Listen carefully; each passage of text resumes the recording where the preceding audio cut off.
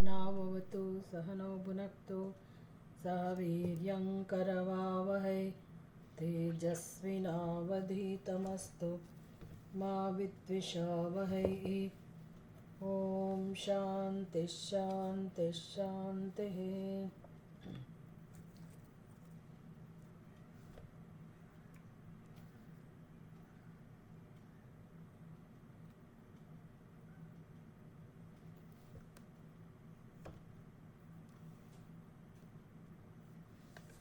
ॐ दयाकरं दयाकारं दान्तं धर्मप्रवर्तकं प्रणमामि दयानन्दं मदाचार्यवरं परम्।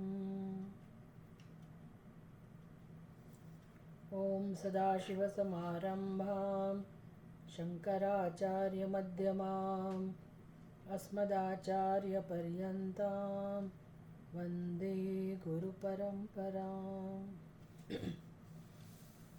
उपनिषदનો શાંતિ મંત્ર. ॐ वाङ् मे मनसि प्रतिष्ठिता मनो मे वाचि प्रतिष्ठितम् आविराविर्म एधि वेदस्य मणिस्तः श्रुतं मे मा प्रहसीः अनेनाधीतेन अहोरात्रान् संदधामि ऋतं वदिष्यामि सत्यं वदिष्यामि तन्मामवतु तद्वक्तारमवतु अवतु माम् अवतु वक्तारमवतु वक्तारम्। ॐ शान्तिः शान्तिः शान्तिः। अनुभूति प्रकाश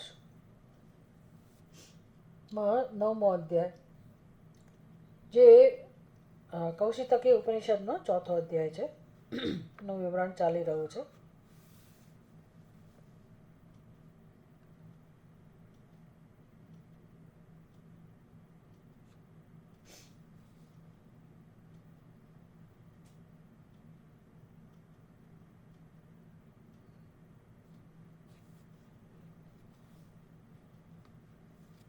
બાસઠમાં શ્લોક સુધી આપણે જોયું છે.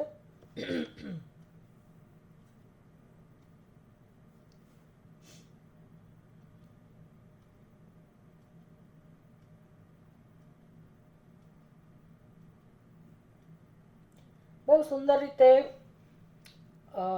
પરમાત્મા સ્વરૂપનું વર્ણન ચાલી રહ્યું છે. એટલે આમ તો આપણું વર્ણન છે, એમાં બંનેનું વર્ણન આવી જાય છે. આ જે બધા શ્લોકો છે એમાં જીવનું વર્ણન, જીવની કથા પણ છે, અને જીવનું જે સત્ય છે, પરમાત્માનું વર્ણન એ તો આવી જ જવાનું. જેમ કે નાટકમાં કોઈ ભિખારી નો વેશ લીધો હોય કોઈએ, તો આપણે એ જેણે વેશ લીધેલો છે એને ઓળખતા હોઈએ કે ભાઈ આ ભિખારી જે અભિનેતા છે, ખરેખર એ જેણે ભિખારીનો રોલ લીધેલો છે એ મારો મિત્ર છે કે હું એને જાણું છું. એવી રીતે આપણે એને ઓળખતા હોઈએ અને પછી વખાણ કરીએ. એટલે વર્ણન કોનું કરીએ તો કે પેલા ભિખારીનું. એવી નાટકમાં નાટક જોઈ રહ્યા હોઈએ ત્યારે વર્ણન કોનું ચાલી રહ્યું હોય? ભિખારીનું વર્ણન, કે કેટલું સરસ એમ કે એક્ટિંગ કરી રહ્યો છે. એટલે જ્યારે એ વર્ણન થઈ રહ્યું છે કે ભિખારી ધારો કે કોઈ ગીત ગાઈને ભીખ માગી રહ્યો હોય, તો જેમ સિનેમામાં આપણે જોઈએ છીએ, તો એવી રીતે એ એનો જ્યારે ભીખ માગી રહ્યો છે ત્યારે એ ગીત ગાઈ રહ્યો હોય, તો પછી એની ગીતના શબ્દો, પછી એનો કંઠ એટલે કે એનો અવાજ, આ બધું જ આપણે વખાણ કરીએ કે ભાઈ કેટલું સરસ ગીત ગાઈ રહ્યો છે. અને જે ભીખ માગી રહ્યો છે એનો હાથ, એનો કંઠ, એ બધાનું વર્ણન જ્યારે થઈ રહ્યું હોય, ભિખારીનું વર્ણન થઈ રહ્યું હોય, ત્યારે ખરેખર આપણે સમજી શકીએ કે અભિનેતાનું વર્ણન પણ થઈ જ રહ્યું છે. એની સાથે સાથે અભિનેતા રહેલો જ છે. ભિખારીની પાછળ પાછળ કહો, ભિખારીની સાથે કહો, એટલે જ્યારે ભીખ માગવાનું કામ થઈ રહ્યું છે તો એ વખતે તમે કયા દૃષ્ટિબિંદુથી જુઓ છો. એટલે જેને ખબર છે કે આ અભિનેતા છે અને આ નાટક ચાલી રહ્યું છે અને અભિનેતા ભિખારીનો રોલ ભજવી રહ્યો છે, એટલે એની દૃષ્ટિમાં બે જણા છે ખરા, એક અભિનેતા અને બીજો ભિખારી. પણ સત્ય બુદ્ધિ ક્યાં છે? તો કે અભિનેતામાં. એ ખરેખર ભિખારી નથી અને આપણને સમજ આપી રહ્યો હોય કે તમને ખબર છે આ કોણ છે અભિનેતા. એટલે એ વખતે એ અભિનેતાનું વર્ણન કરી રહ્યો હોય, પણ વર્ણન કરવા માટે સમક્ષ વર્તમાનમાં જ્યારે નાટક જોવાઈ રહ્યું છે ત્યારે એ અભિનેતાને આપણે તો જાણતા જ નથી, આપણી સમક્ષ તો કોણ છે? ભિખારી. એટલે જે જાણે છે અભિનેતાને એને ખબર છે કે આ ભિખારીનો વેશ છે. અત્યારે જે ભિખારીનું પાત્ર ભજવી રહ્યો છે એણે ભિખારીનો વેશ લીધેલો છે. વાસ્તવમાં એ ભિખારી નથી, પણ વર્ણન કરવાની રીત એની પાસે કઈ છે? એ અભિનેતાનું વર્ણન કરવા માટે એની પાસે ઉપાય કયો છે? વર્ણન કરવા માટે એની સમક્ષ ઉપલબ્ધ કોણ છે? તો કે અત્યારે જે દેખાઈ રહ્યો છે તે ભિખારી. એટલે એ જ્યારે ભિખારીનું વર્ણન કરી રહ્યો છે, ભિખારી ની પ્રશંસા કરી રહ્યો છે કે ઓહો કેવી સરસ રીતે એ રોલ ભજવી રહ્યો છે, આપણને ખરેખર એના માટે દયા જન્મે, કરુણા જન્મે, અને કેવી એની કરુણાજનક પરિસ્થિતિ છે વગેરે વગેરે. અને જ્યારે ગીત ગાઈ રહ્યો હોય ત્યારે પણ આંખમાંથી પાણી જઈ રહ્યા હોય, આ બધું જ આપણને જણાય. પણ એના રુદનને કે એની ભીખ માગવાને, એના આ વ્યવહારને કે એના વર્તનને અભિનેતા સાથે શું સંબંધ છે? અભિનેતા સાથે શું સંબંધ છે એટલે શું? તમે દૃષ્ટિબિંદુ બદલી નાખો. એટલે કે જે એને જાણે છે એ દૃષ્ટિબિંદુ બદલી નાખે છે અને એ ઓળખે છે, એટલે આપણી સમક્ષ વર્ણન કરે છે અભિનેતાનું કે જો આ જે તમે ગીત સાંભળો છો ને, એ જે કંઠ છે ને વાસ્તવમાં અભિનેતાનો જ કંઠ છે. એ જે ભીખ માગી રહ્યો છો તો જે હાથથી ભીખ માગી રહ્યો હોય, ભલે હાથમાં પાત્ર હોય, પણ એ હાથ કોનો છે? તો કે અભિનેતાનો જ હાથ છે. ગાવાનું અભિનેતાનું છે. એ આંખોમાંથી પાણી જઈ રહ્યું છે તો એ અભિનેતાની જ આંખો છે. આમ ત્યાં સર્વ પ્રકારે એના એક એક વ્યવહારમાં, એની એક્ટિંગમાં કોણ પ્રગટ થઈ રહ્યું છે? અભિનેતા. જે નથી જાણતો એ તો એને ભિખારી જ સમજવાનો છે, પણ જે એને જાણે છે કે આ તો વાસ્તવમાં અભિનેતા છે, એણે નાટકમાં ભાગ લીધો છે અને ભિખારીનો વેશ ભજવેલો છે, તો હવે એ જે રીતે વર્ણન કરે છે તો એમાં એ આવું દ્રશ્ય જોવા છતાં એને ભિખારી માટે દયા નથી આવતી. એ ભિખારીનો બરાબર રોલ ભજવી રહ્યો છે, એને એ જોઈ રહ્યો છે, આપણી જેમ એ પણ જોઈ રહ્યો છે કે આ ભીખ માગી રહેલી વ્યક્તિ છે, પણ જેને જ્ઞાન છે અભિનેતાનું, એના માટે તો એ એઝ ધો એટલે જાણે કે ભીખ માગી રહ્યો છે. આમ તો અભિનેતા જ ભીખ માગી રહ્યો છે, પણ ખરેખર અભિનેતા ભીખ નથી માગી રહ્યો. તો કોણ ભિખારી ભીખ માગી રહ્યો છે? એ ભિખારી એ ભીખ નથી માગી રહ્યો, કારણ કે ત્યાં ભિખારી ખરેખર છે જ નહીં. એ તો એણે ભિખારીનો વેશ લીધેલો છે. એટલે ભિખારીના રૂપમાં કોણ છે? તો કે અભિનેતા જ છે. અને અભિનેતાના રૂપમાં કોણ છે? અભિનેતા જ છે. એટલે ત્યાં અભિનેતા અને ભિખારી બે તો છે જ નહીં. આવું કોણ કહી શકે? જેને અભિનેતાનું જ્ઞાન છે તે. એવી રીતે આ બધા શ્લોકોની અંદર અજાતશત્રુ વર્ણન કરી રહ્યા છે પરમાત્મા સ્વરૂપનો, અને એટલે કે શ્રુતિ વર્ણન કરી રહી છે. કોનું? તો કે પરમાત્માનું. એટલે શ્રુતિને ખબર છે કે જીવ નામની કોઈ વસ્તુ જ નથી, જીવ નામની કોઈ હસ્તી જ નથી, અને જે છે તે કોણ છે? તો કે ઈશ્વર જ છે, જેને આપણે જગત કહીએ છીએ. આપણે જગત કહીએ છીએ એવું જગત તો છે જ નહીં. દ્રષ્ટાદ્રશ્ય ભેદવાળું જગત તો છે જ નહીં. અનેકતાના રૂપમાં છે, પણ એ તો વિશ્વરૂપ છે. તો પરમાત્માનું વિશ્વરૂપ છે, સગુણ બ્રહ્મનું રૂપ છે. એટલે શ્રુતિને ખબર છે કે આ સગુણ બ્રહ્મની અભિવ્યક્તિ જગતમાં છે, અને માટે જીવના રૂપમાં પણ કોણ છે ત્યાં? તો કે પરમાત્મા જ છે. એટલે જીવ એટલે કોઈ પણ મનુષ્ય હોય, પશુ હોય, પક્ષી હોય, જ્યાં પણ જીવન છે. અને જીવ એટલે કે ચેતન, અને જળ પણ છે જગતમાં. એટલે આ બધા રૂપમાં કોણ છે? તો કે એક અને અદ્વિતીય પૂર્ણ બ્રહ્મ પરમાત્મા. શ્રુતિને ખબર છે, અજાત શત્રુને પણ આ વસ્તુની ખબર છે. તો આવો પરમાત્મા જગતના રૂપમાં છે.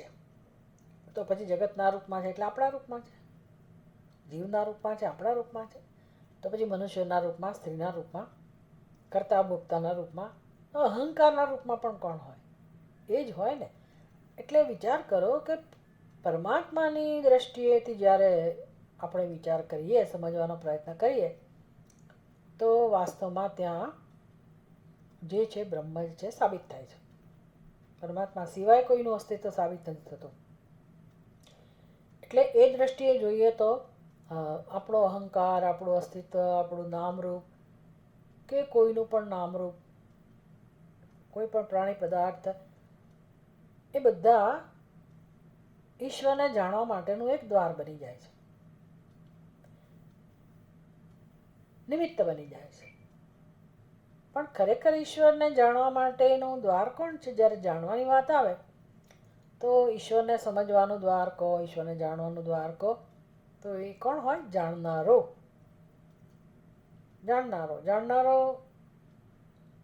આપણી બુદ્ધિમાં જે આપણે પોતાને કરતા ભોગતા જ્ઞાતા કહીએ છીએ તે. એ ભલે ને અહંકારના રૂપમાં હોય, ભલે ને કરતા ભોગતાના રૂપમાં હોય, અજ્ઞાનને કારણે એનો અનુભવ એવો થતો હોય, ભલે થતો હોય, પણ એ અત્યારે આ ક્ષણે પણ જ્યારે જ્ઞાતા છે તો જ્ઞાતાની અંદર જ્ઞાન હોય જ, એ ચેતન સ્વરૂપ જ હોય. અને તો પછી એ જ્ઞાતા જે શુદ્ધ રૂપે આપણી અંદર છે, જેને ચૈતન્ય કહેવાય, સાક્ષી કહેવાય, એ ક્યારેય કોઈ સમયે પરમાત્માથી ભિન્ન હોઈ શકે નહીં. એટલે એ અહંકાર કેવી સરસ રીતે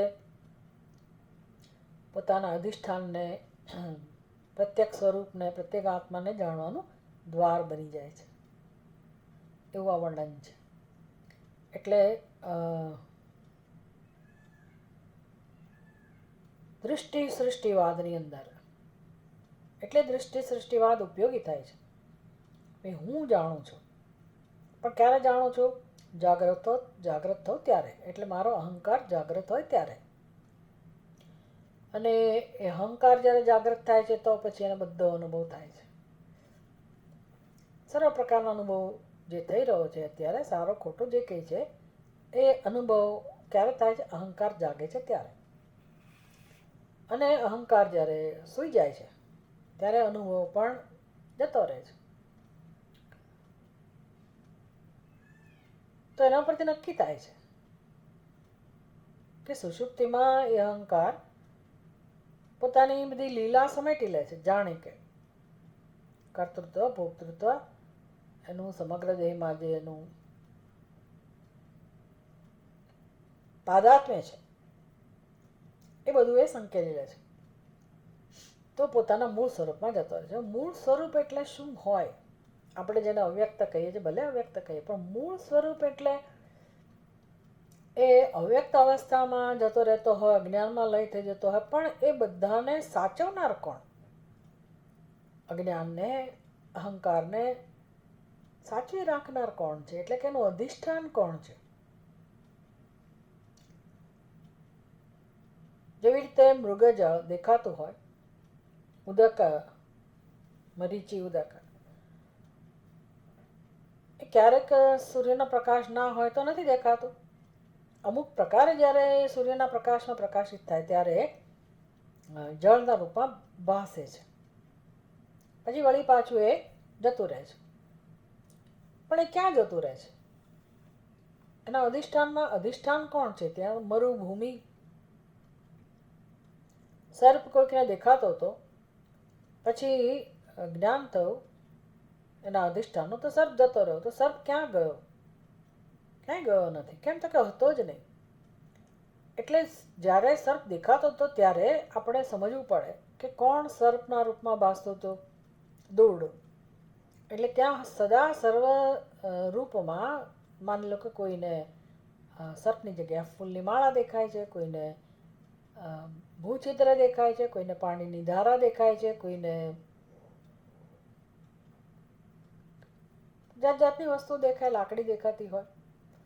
તો ભલે અનેક રૂપે કોઈને દેખાતું હોય, પણ એ અનેક રૂપે કોણ દેખાય છે? તો કે દોરડું. એટલે દોરડા સિવાયનું જે કંઈ જ્ઞાન છે, દોરડા સિવાયની જે કંઈ પ્રતીતિ છે, આભાસ છે, એને આભાસ જ કહેવાય. એટલે કે કોઈ કાળે ત્યાં દોરડા સિવાય કોઈ વસ્તુ છે જ નહીં. આટલા બધા રૂપમાં જ્યારે અનુભવ થઈ રહ્યો છે તો દરેકે દરેક નામરૂપમાં ખરેખર તો દોરડું જ ભાસી રહ્યું છે. આ બહુ મહત્વની વસ્તુ છે. એટલે તમારે જગતમાં અત્યારે જે કંઈ ભાસી રહ્યું છે એ જ્યારે સમજાય કે પરમાત્મા જ ભાસી રહ્યો છે, તો મારે આંખો બંધ કરીને કંઈ એવી અલૌકિક વસ્તુનું દર્શન કરવા જવાની જરૂર નથી. આ બધાનો બાદ એટલે કે બધાને ખસેડીને, તોડી ફોડીને, કે પછી નિર્ગુણ નિરાકાર એવા કોઈ બ્રહ્મને શોધવાની જરૂર નથી. ઉપદેશ કેવો છે? બ્રહ્મ સચ્ચિદાનંદ સ્વરૂપ બ્રહ્મ પરમાત્મા પોતે જ આ બધા રૂપમાં ભાસી રહ્યો છે. એટલે મારે માત્ર મારી દ્રષ્ટિ બદલવાની છે. જેમ કે સર્પને સત્ય માનતા હોઈએ તો હવે સર્પ દ્રષ્ટિમાંથી મારે પ્રયત્ન કરીને રજ્જુ દ્રષ્ટિ, દ્રષ્ટિ એટલે જ્ઞાન. આંખથી કઈ રજ્જુ દેખાય છે તો પછી દેખાય છે. આંખથી સર્પ દેખાય છે તો પછી દેખાય છે. પહેલા તો બુદ્ધિમાં સર્પ દેખાય છે, માટે આંખથી ત્યાં સર્પ દેખાય છે. એવી રીતે આ જીવનો અનુભવ થાય છે, બુદ્ધિમાં થાય છે. અહંકારનો અનુભવ થાય છે, બુદ્ધિમાં થાય છે. કરતા ભોગતાનો અનુભવ થાય છે, બુદ્ધિમાં થાય છે. પછી હું સુખી, હું દુઃખી, આ બધું બુદ્ધિમાં થઈ રહ્યું છે. બધો જ અનુભવ આપણે બુદ્ધિમાં કહો, અંતઃકરણમાં કહો. અંદરનું કરણ છે બુદ્ધિ, એટલા માટે અંતઃકરણ કહું. આ બધું અનુભવ અંતઃકરણમાં થઈ રહ્યો છે. કારણ કે મારી દ્રષ્ટિ એવી છે. હવે જો એ દ્રષ્ટિ બદલાય એટલે કે આ અહંકારનું અધિષ્ઠાન, જેમ પેલા સર્પનું અધિષ્ઠાન દોરડું છે, ફૂલની માળાનું અધિષ્ઠાન દોરડું છે, એ જ્યારે સમજાય પછી કંઈ એના પર પછી કંઈ વિશ્લેષણ કરવાની જરૂર નથી આવતી. એકવાર દોરડું સમજાઈ જાય, ત્યાં દોરડાનું જ્ઞાન થઈ જાય, પછી બધું દેખાતું હોય તો આપણે સમજી શકીએ, સમાધાન કરી શકીએ કે ભાઈ આ તો આભાસ છે. બસ જીવનમાં એક આપણે દ્રષ્ટિ કેળવવાની છે. અત્યારે આપણી દ્રષ્ટિ કેવી છે? જીવ દ્રષ્ટિ, અહંકારની દ્રષ્ટિ. એટલે અહમ વિશેનો ખ્યાલ. તો એ ખ્યાલને જ્યારે તપાસવામાં આવે, એનું વિશ્લેષણ કરવામાં આવે, આ પ્રકારના સત્સંગથી ધીરે ધીરે આપણે ચિંતન કરતા શીખીએ. બધી પ્રક્રિયાઓ, દૃષ્ટિ સૃષ્ટિવાદ છે, એ બધાની પ્રક્રિયાઓ દ્વારા અવસ્થાત્રય સાક્ષી, પંચકોશથી અતીત અને ત્રણ શરીરથી વ્યતિરિક્ત આવું જે તત્વ છે, જે હૃદયમાં હું ના રૂપમાં સ્ફુરી રહ્યો છે, જેને પ્રત્યેક આત્મા કહેવાય, તો એ સાક્ષી રૂપે અનુભવાય છે. એટલે એનું જ્ઞાન થાય છે, આપણને અનુભવ થાય છે. એ બહુ જ મહત્વની વસ્તુ છે કે જ્ઞાન થાય છે, અનુભવ થાય છે. એટલે મારી કલ્પના નથી. એ મારે કલ્પના કરીને એને સમજવાની જરૂર નથી. હું મારા વ્યક્તિત્વમાં, મારા અસ્તિત્વમાં, મારી સ્થિતિ ગમે તે હોય, એ સ્થિતિમાં પણ હુંનો જે મારો અનુભવ છે એના તરફ મારું ધ્યાન જાય. એ શુદ્ધ રૂપે જે અનુભવ થઈ રહ્યો છે, એ અનુભવને જ આપણે જ્યારે સમજીએ તો દ્રષ્ટિ બદલાય. કે જેવો અનુભવ થાય છે એ મહત્વનું નથી, પણ જેનો અનુભવ થાય છે એ મહત્વનો છે.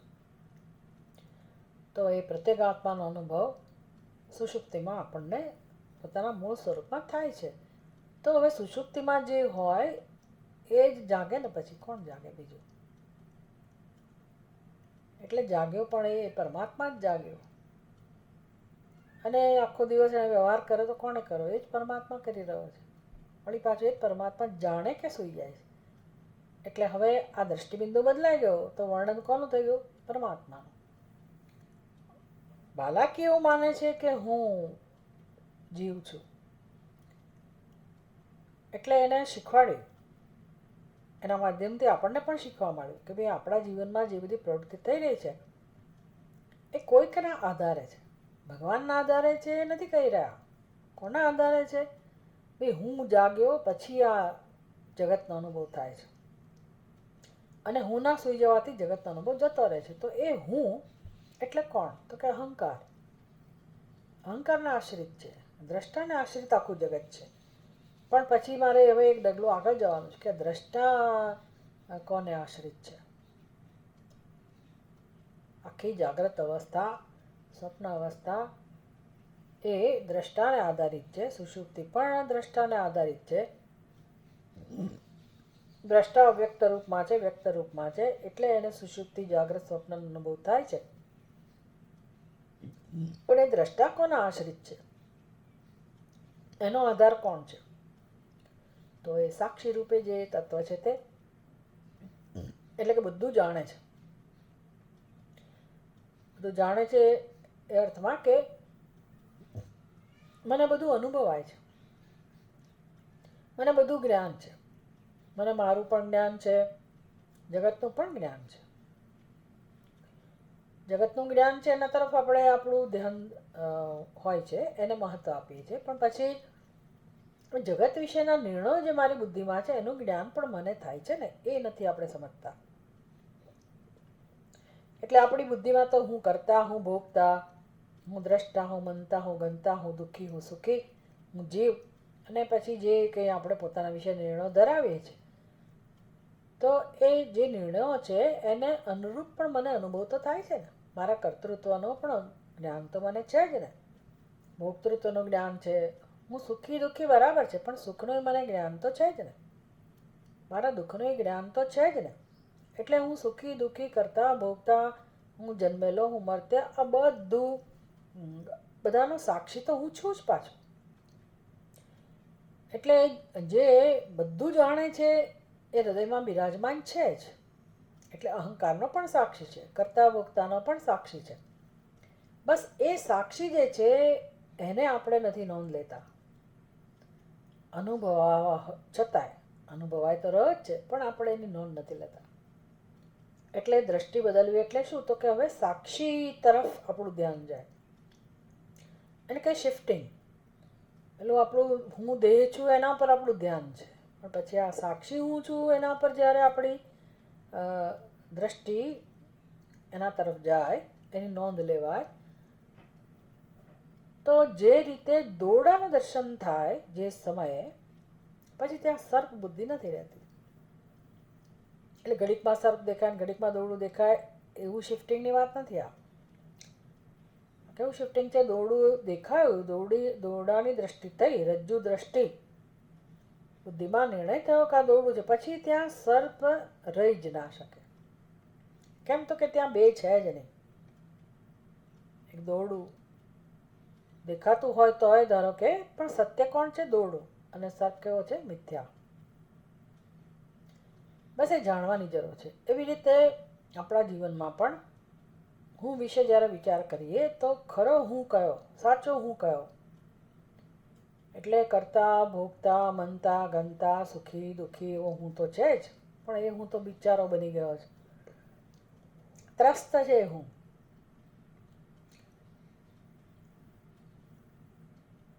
આમ ત્રસ્ત ના હોવો જોઈએ. જો એને તમે તમારા અધિષ્ઠાનને જાણી લો, આપણે આપણા અધિષ્ઠાનને જાણી લઈએ, તો પછી દુઃખી હું ના હોય, પછી જે હોય આનંદિત થતું હોય.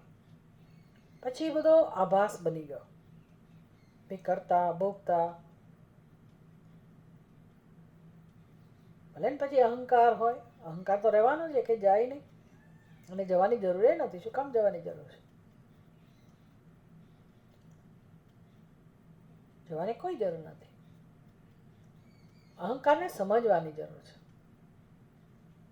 કઈ રીતે સમજવાની જરૂર છે? તો કે મારી બુદ્ધિમાં જે અહંકાર છે એ અહંકારનું અધિષ્ઠાન સચ્ચિદાનંદ સ્વરૂપ પરમાત્મા છે. આપણી ભૂલ ક્યાં છે? એ તત્વ જે છે, અધિષ્ઠાન છે, એને ખસેડી દીધેલું છે અને નિશ્ચયને આપણે સત્યતા આપીએ છીએ. બસ એનું નામ અજ્ઞાન, એનું નામ અધ્યાસ. એટલે એ બધું બરાબર આપણને સમજાવવા માંડે કે વાત તો સાચી છે. મૂળ સત્ય તો હૃદયમાં જે સાક્ષી રૂપે અનુભવાય છે તે જ છે. અને એ જ સાક્ષી ચેતા કેવલો નિર્ગુણ એક અદ્વિતીય પૂર્ણ બ્રહ્મ પરમાત્મા એ જ અહંકારના રૂપમાં છે. અહંકારના રૂપમાં છે એટલે શું? પછી એ અહંકાર એનું એક શોભા બની જાય. જેમ કોઈ અલંકાર હોય તો હવે સોનું સર્વત્ર જણાયું, પછી એ અલંકાર એની શોભા છે. પણ અલંકારને અલંકાર જ સમજવામાં આવે તો સોનાનો તિરસ્કાર થઈ ગયો. પણ અલંકારને સાચી રીતે જાણી લઈએ તો અલંકાર ભલે ને રહું, પછી એને પહેરી શકાય, એનો ઉપયોગ થઈ શકે. એવી રીતે આપણા જીવનમાં જે અહંકાર છે ને એનો ઉપયોગ થઈ શકે. જ્યાં સુધી આપણી ઉપાધિ છે ત્યાં સુધી આપણે આરામથી એ અહંકારનો ઉપયોગ કરી શકીએ. પણ એ અહંકારનો ઉપયોગ જુદા પ્રકારનો હોય. એમાં કોઈને જુદા પાડવાની વાત ના હોય, કોઈને નીચા પાડવાની વાત ના હોય, કોઈને ઉતારી પાડવાની વાત ના હોય.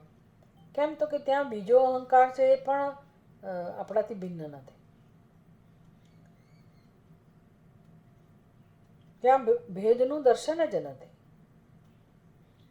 એટલે એ અહંકાર પછી દુઃખનું કારણ નથી રહેતો. એ તો બાધિત અહંકાર, એની જ્યારે પ્રસંગ આવે ત્યારે શ્રુતિ એની ચર્ચા કરતી હોય છે. પણ અહીંયા આપણે દ્રષ્ટિને સમજી રહ્યા છે કે જો મારી દ્રષ્ટિ બદલાય, અત્યારે આપણે અહંકારને જ માત્ર સત્ય સમજીએ છીએ એટલે પેલું ચૈતન્ય ભૂલાઈ ગયું છે. એની હોવા છતાંય આપણે એનો લાભ નથી લઈ શકતા અને અહંકાર આપણને દુઃખી કરે છે. એટલે એ અહંકારને જ્યારે સમજવામાં આવે કે એનું કોઈ અસ્તિત્વ છે જ નહીં કોઈ કાળે, એ ભાસી રહ્યો છે. કોણ ભાસી રહ્યો છે? પરમાત્મા જ આ રૂપે ભાસી રહ્યો છે. તો પરમાત્માની ઓળખ થઈ જાય હુંના રૂપમાં, બસ એમના મોક્ષ.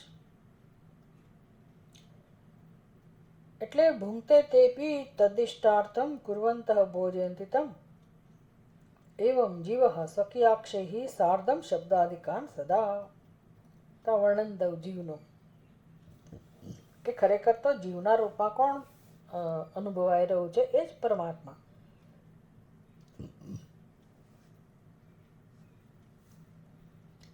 અને ઇન્દ્રિયો બધી એની સેવક હોય એ રીતે એની સાથે વ્યવહાર કરી રહી છે. એના માટે જ બધો વ્યવહાર કરે છે.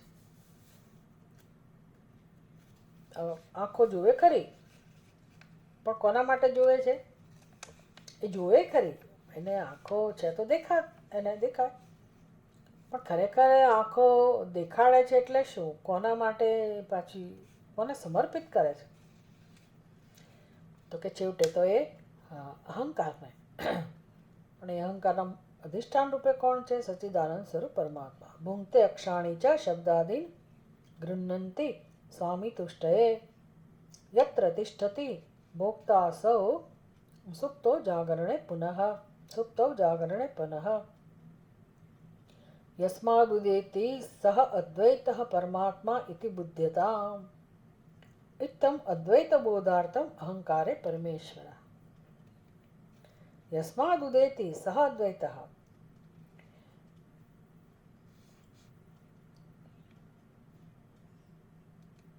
એટલે જે ભોગતા છે ને જીવ, એ સુષુપ્તિમાં જ્યાં સ્થિત થાય છે ત્યાંથી જ પાછો એ જાગે છે. તો ક્યાં સ્થિત થાય છે? આપણે વિસ્તારથી સમજ્યા કે અહંકાર અથવા તો જીવ, દરેક જીવ, સૃષ્ટિમાં જેટલા જીવો છે બધા જીવ સૂઈ જાય ત્યારે પોતાના મૂળ સ્થાનમાં જાય છે. જાય છે એટલે કંઈ ગતિ નથી કરતા. મૂળ સ્થાનમાં જવું એટલે શું? હું માં જવું. અત્યારે આપણે કરતા ભોગતા છીએ, દ્રષ્ટા છીએ, વિશેષતાવાળા છીએ. સુષુપ્તિમાં શું બની જઈએ છીએ? હું બની જઈએ છીએ. પછી હું કરતા ભોગતા એવું નથી રહેતો, હું બની જાઉં છું. એમ દરેક જીવ પોતાના હુંમાં એના સ્વરૂપમાં જતો રહે છે. જાગે છે તો ત્યાંથી જ જાગે છે. તો એ જે હું બની ગયો એ હું એટલે કરતા ભોગતા હું નથી. એ હું કોણ છે? તો કે જે એનું પૂર્ણ સ્વરૂપ છે, સર્વવ્યાપકતા જેનું સ્વરૂપ છે, એટલે કે પરમાત્મા, એ સ્વરૂપમાં જાય છે. તો હવે મારે બીજી રીતે વર્ણન કરવું હોય, પહેલાં દૃષ્ટિ સૃષ્ટિવાદમાં કેવું વર્ણન કર્યું કે અહંકાર સૂઈ જાય છે, ઇન્દ્રિયો અંતઃકરણ બહારના કરણો સાથે અહંકાર સૂઈ જાય છે અને એની સાથે જગતનો લય થઈ જાય છે. આવું વર્ણન કર્યું. પછી ખબર પડી કે ભાઈ અહંકાર તો છેવટે કોને જઈને મળે છે અથવા શું બની જાય છે. મળવાની વાત કરતાં એ શું બનીને રહે છે એ મહત્વનું છે. તો અત્યારે મારી બુદ્ધિમાં હોય જાગ્રત અવસ્થામાં કે ભાઈ હું મનુષ્ય છું, હું સ્ત્રી છું, હું પુરુષ છું, હું કરતા છું, હું ભોગતા છું, આવું જે મારો ખ્યાલ હોય હું વિશેનો, તો સુષુપ્તિમાં બસ હું કશું જ નથી. એટલે આ કરતા ભોગતા બધું સંસાર જતો રહ્યો, પણ હું તો રહી જ ને. એટલે એ જ હું પાછી જાગું છું. આ અહંકારના દ્રષ્ટિબિંદુથી વર્ણન થયું. પણ લક્ષ્યાર્થ શું છે? લક્ષ્ય શું છે? તાત્પર્ય શેમાં છે આ બધું વર્ણન કરવા દ્વારા? તો કે એ જે કરતા ભોગતા સુષુપ્તિમાં જે બની ગયો હતો, તો એ તો પરમાત્મા બની ગયો હતો. એનો અધિષ્ઠાન જે છે એ સ્વરૂપે રહ્યો હતો. તો હવે મારે એ અધિષ્ઠાનના રૂપથી વર્ણન કરવું હોય દ્રષ્ટિબિંદુથી, તો કઈ રીત હોય? તો કે એ જ પરમાત્મા ફરી જાગે છે અને એ જ પરમાત્મા પાછો જાણે કે સૂઈ જાય છે. તો હવે જાગવાનું ને સૂવાનું શું રહ્યું? જાગ્રતમાં એ જ છે ને સુષુપ્તિમાં એ જ છે. એટલે કે છે યસ્માદ ઉદેતિ સહ અદ્વૈત પરમાત્મા ઇતિ બુદ્ધ્યતા. ભાઈ જ્યાંથી તમે જાગો છો ને જે સ્વરૂપમાંથી, એને તમે પરમાત્મા છે એવું સમજો, તમારું સત્ય છે એ રીતે જાણો. ઇત્તમ અદ્વૈત બોધાર્થમ અહંકારે પરમેશ્વર. હવે તાત્પર્ય શું છે શીખવવાનું? તો કે અદ્વૈત તત્વનો બોધ. ભાઈ આમાં અદ્વૈતતા ક્યાં સિદ્ધ થઈ? તો કે કોઈ પણ મનુષ્ય સુષુપ્તિમાં કોનો અનુભવ કરે છે? એક અને અદ્વિતીય આત્માનો. આત્માનો અનુભવ કરે છે. પણ આત્મા કેવો છે વાસ્તવમાં? એક અને અદ્વિતીય. શેના પરથી ખબર પડી? તો કે ત્યાં અનેકતા રહેતી જ નથી. આત્મા રહે છે અને બધાને સમાન રૂપે એવો જ અનુભવ થાય છે. કોઈને દ્વૈતનો અનુભવ થતો નથી. અને સમાન રૂપે જે અનુભવ થાય છે કેવળ જ્ઞાનનો જ છે.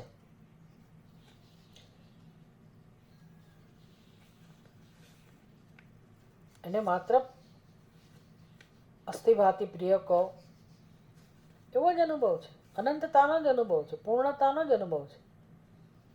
કોઈને પોતાની વિશેષતાનું ભાન નથી. ભેદ બુદ્ધિ નથી ત્યાં. અનુભવ છે તો એ અનુભવ માંથી તો જાગો છો અને એમાં જ પાછા જાઓ છો. તો એ અનુભવ કોનો અનુભવ થયો? તો કે પરમેશ્વરનો. અને એ તો એક અને અદ્વિતીયતાનો અનુભવ છે. તો કે આ રીતે તમે તમારા સ્વરૂપને સમજી શકો છો. હવે 65મા શ્લોકમાં કહે છે સ્પષ્ટચિત પ્રતિબિંબો ભૂત ઇતિ શ્રુત્યંતરે શ્રુતમ યાવદદ્વૈતમાત્માનમ ઇન્દ્રો નૈવ વિજજ્ઞિવાન. સ્પષ્ટ ચિત પ્રતિબિંબ અનુભૂત ઇતિ શ્રુત્યંતરે શ્રુતમ યાવદ અદ્વૈતમાત્માનમ ઇન્દ્રઃ ન એવ વિજિજ્ઞિવાન. હવે આપણને બોધ આપે છે ઇન્દ્રના અનુભવના આધારે. ઇન્દ્ર માટે જે શબ્દો વપરાયા છે,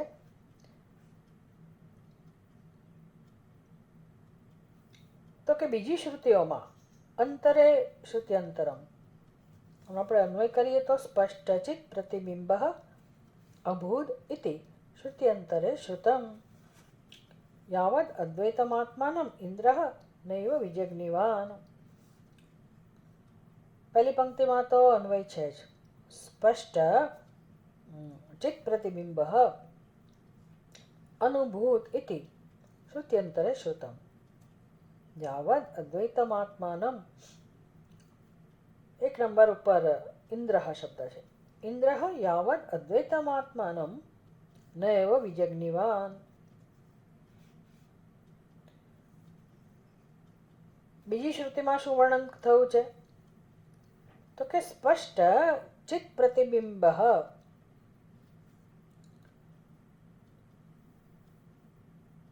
અભૂત. સ્પષ્ટ ચિત્ત પ્રતિબિંબ અભૂત. તો કે અત્યારે જાગ્રત અવસ્થામાં એટલે સુષુપ્તિમાંથી કોઈ વ્યક્તિ જાગે છે તો અહંકાર જાગ્યો. તો કે બીજી શ્રુતિમાં તો સ્પષ્ટ રીતે સમજાવવામાં આવ્યું કે ભાઈ આ જાગનાર કોણ છે? તો એને પ્રતિબિંબ કહેવાય. જો આપણે અહંકારને સત્યતા આપીએ છીએ ને, આપણા અહંકારને જ આપણે આપણું સ્વરૂપ સમજીએ છીએ અને એમ કહીએ છીએ કે હું જાગી કે હું જાગ્યો, તો એ જાગનારો જે છે એ છે તો ખરેખર સચ્ચિદાનંદ સ્વરૂપ પરમાત્મા. તો હવે જાગ્યો એવું કહે છે, આત્મા કંઈ જાગતો નથી, પરમાત્મા કંઈ જાગતો નથી. તો પછી આ પરમાત્મા સિવાય કશું નથી સુષુપ્તિમાં. તો જાગનાર હોય કોણ? પરમાત્મા જ હોય. પણ કેવી રીતે જાગે છે? તો કે જ્યાં અહંકાર છે. પરમાત્મા તો પૂર્ણ બ્રહ્મ પરમાત્મા છે, સર્વવ્યાપક છે. એ કેવી રીતે એવું કહી શકે કે હું જાગ્યો? તો પછી આ જે કહે છે કે હું જાગ્યો એ કોણ છે? એ જ પરમાત્માનું પ્રતિબિંબ છે, જેને ચિદાભાસ કહેવાય. એટલે બહુ સ્પષ્ટ નક્કી થાય છે કે ભાઈ બુદ્ધિમાં આ જે નિશ્ચય છે આપણો એ પ્રતિબિંબ સમાન છે હું વિશેનો, અને અધિષ્ઠાન તો છે જ સત્ય. તો સ્પષ્ટચિત પ્રતિબિંબ અભૂત. એટલે હવે આ કોણ અહંકારના રૂપમાં પ્રગટ થયું? કોનો નિર્ણય છે હું વિશેનો કે હું આ શરીર છું? શરીર એવું નથી કહેતું કે હું શરીર છું. શરીર એવું નથી કહેતું કે હું જાગ્યું. શરીરને કંઈ લેવા દેવા નથી. તમે સૂઈ જાઓ કે જાગો, હા એની પ્રવૃત્તિ બિચારો થાકી જાય એટલે ના પાડે કામ કરવાની, એ જુદી વાત છે. પણ શરીરને કોઈ પ્રશ્ન નથી. શરીર એવું નથી કહેતું કે હું જાગ્યું અને મારે ઊંઘી જવું છે. થાકી ગયું હોય તો એની રીતે એનું કામ કરવાનું બંધ કરી દે. પણ શરીરને હું કહેનારો જે છે ને એ જાગે છે. એટલે કોણ એવું કહે છે કે હું જાગ્યું? તો એક તો શરીર છે, બીજું કોણ છે? સચ્ચિદાનંદ સ્વરૂપ પરમાત્મા, ચૈતન્ય. એટલે ચૈતન્ય જે ખરા સ્વરૂપમાં ચૈતન્ય છે એને તો કંઈ શરીર સાથે લેવા દેવા નથી, અને એ તો સર્વવ્યાપક છે. અને એ તો પોતાના એનો સ્વભાવ તો કેવળ જ્ઞાન જ છે. તો પછી આ બધું કેમ સમજવું? કોણ જાગ્યું? તો કે એ જ ચૈતન્ય ઉપર જે અધ્યારોપ થયો છે બુદ્ધિમાં કે હું દેહ છું, બસ એ અધ્યારોપ એટલે કે અહંકાર એનું માત્ર કહેવું છે કે હું જાગ્યો. એટલે એનું તાદાત્મ્ય જ્યારે થાય છે શરીરમાં, એમ જાગ્રત અવસ્થા, પછી એના દ્વારા જાગ્રત વિષયો. એટલે અહંકાર જે છે કોણ હોવો જોઈએ? તો કે સચ્ચિદાનંદ સ્વરૂપ પરમાત્મા જ હોવો જોઈએ. તો એ અહંકારના રૂપમાં ખરેખર તો અહંકાર એક માત્ર પ્રતિબિંબ સમાન છે. અહંકારના રૂપમાં એટલે એવું નહીં સમજવાનું કે એને કંઈક ખરેખર કંઈક બની ગયો. કશું બન્યો નથી. માત્ર આવું કહે છે પોતાને બસ કે હું જાગ્યો. પણ છે કોણ? સચ્ચિદાનંદ સ્વરૂપ પરમાત્મા. એટલે એનો અર્થ કે હું મને જાણતી નથી કે હું કોણ છું. તો આવું ઇન્દ્ર સાથે પણ હતું. આ જ બધાનો પ્રશ્ન છે ને જીવનમાં, જગતમાં આ જ તકલીફ છે ને. એટલે દરેક જીવ જેને કહીએ છીએ તો દરેક જીવ એવું કશું છે જ નહીં, ખરેખર સાબિત જ સિદ્ધ જ નથી થતું. તો શું છે? શ્રુતિને શું સમજાવવું છે? તો દરેકનું સત્ય એક જ છે અને છે સચ્ચિદાનંદ સ્વરૂપ પરમાત્મા. એ એની અભિવ્યક્તિ છે આ બધી ઉપાધિમાં. જેટલા શરીરો છે બધા શરીરમાં એની અભિવ્યક્તિ છે. અભિવ્યક્તિ હોવાથી કંઈ મુશ્કેલી ઉત્પન્ન નથી થતી. અભિવ્યક્તિ સમજીએ તો ચિંતા નથી, પણ આપણી તકલીફ ક્યાં છે? એ અભિવ્યક્તિને સાચી માની લેવામાં આવે છે. એટલે જેવા દેખાઈએ છીએ એવા જ આપણે પોતાને માની લીધેલા છે. એટલે દરેક જીવ અને જે ઉપાધિ છે એમાં અહંભાવ ધરાવે છે અને હવે કહે છે કે હું જીવ છું. તો કહેવાથી કે સચ્ચિદાનંદ સ્વરૂપ પરમાત્મા જીવ બની નથી જતો, પણ હવે એ જાણે કે દુઃખી થઈ રહ્યો છે, બંધનનો અનુભવ કરે છે, અનેકતાનો અનુભવ કરે છે અને એમાંથી સંસાર જન્મેલો છે, અનર્થ જન્મેલો છે. આવું જ ઇન્દ્ર માટે હતું. ઇન્દ્ર ભલે દેવતા હોય પણ અજ્ઞાન હતું એટલે એને પણ બિચારાને પારાવાર દુઃખ હતું. અને ઘણા બધા પુરાણો, આપણા ઉપનિષદ, જુદી જુદી કથા હોય ઇન્દ્રની કે ભાઈ એની અંદર કામના જન્મી એટલે એણે આવું લુચ્ચાઈ કરી, આવું કર્યું, તેવું કર્યું. એ બધા કથાઓ પણ છે. અને ઉપનિષદમાં એવી કથા પણ છે કે ઇન્દ્રને બ્રહ્મજ્ઞાન થયું અને એણે ઉપદેશ આપ્યો, જેમ પ્રતરદનને ઉપદેશ આપ્યો. તો શું સાચું? તો કે ભાઈ અજ્ઞાન અવસ્થામાં એની સ્થિતિ જુદી હતી અને જ્યારે જ્ઞાન પ્રાપ્ત થયું ત્યારે એની સ્થિતિ જુદી છે. તો પહેલાં જ્યારે અજ્ઞાન હતું ત્યારે યાવત અદ્વૈતમ આત્માન ઇન્દ્ર ન એવ વિચિકનિવાન,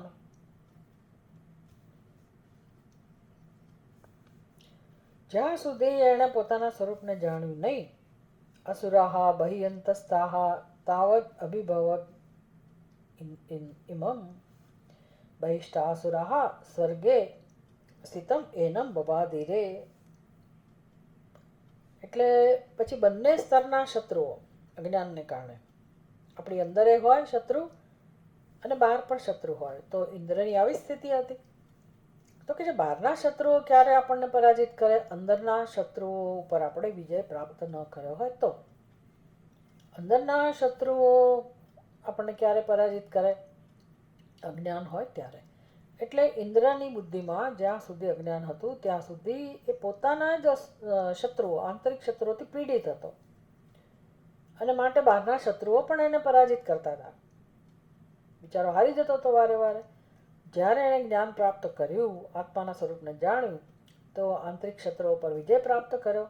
આંતરિક શત્રુઓ વિજય પ્રાપ્ત કરવાથી અને બહારના શત્રુઓ પર પણ એણે વિજય પ્રાપ્ત કરી લીધો, સ્વરાજ્યમ પ્રાપ્ત થયું. તો મનુષ્યના જીવનમાં પણ દુઃખ કેમ છે? તો કે એણે આ અંદરના શત્રુઓ છે ને એમની સાથે કામ લીધું નથી, એને હરાવ્યા નથી. તો એને હરાવે તો પછી બહારના શત્રુઓથી મુક્તિ મળે. એટલે અજ્ઞાનને કારણે આપણે પીડિત છીએ. અંદરના શત્રુઓ જ આપણને ત્રાસ આપે છે, પોતાને નથી જાણતા. એટલે પોતાના સ્વરૂપને જાણી લઈએ તો અંદર આંતરિક શત્રુઓ છે એનો પણ નાશ થાય અને પછી બહાર કોઈ શત્રુ રહે જ નહીં. સ્પર્ધા માટેનું કોઈ નિમિત્ત જ ના રહે, સંઘર્ષ માટેનું કોઈ નિમિત્ત જ ના રહે, ભેદ દ્રષ્ટિ જ ના રહે. તો સર્વત્ર આપણું જ રાજ્ય હોય, એને કહેવાય સ્વરાજ્ય. તો એ બધું ઇન્દ્રને પણ કેવી રીતે પ્રાપ્ત થયું એના દ્વારા આપણને પણ સમજાવશે. ઓમ પૂર્ણમદ પૂર્ણમિદમ પૂર્ણાત પૂર્ણમુદચ્યતે પૂર્ણસ્ય પૂર્ણમાદાય પૂર્ણમેવાવશિષ્યતે. ઓમ શાંતિ શાંતિ શાંતિ. હરિ ઓમ. શ્રી ગુરુભ્યો નમઃ. હરિ ઓમ.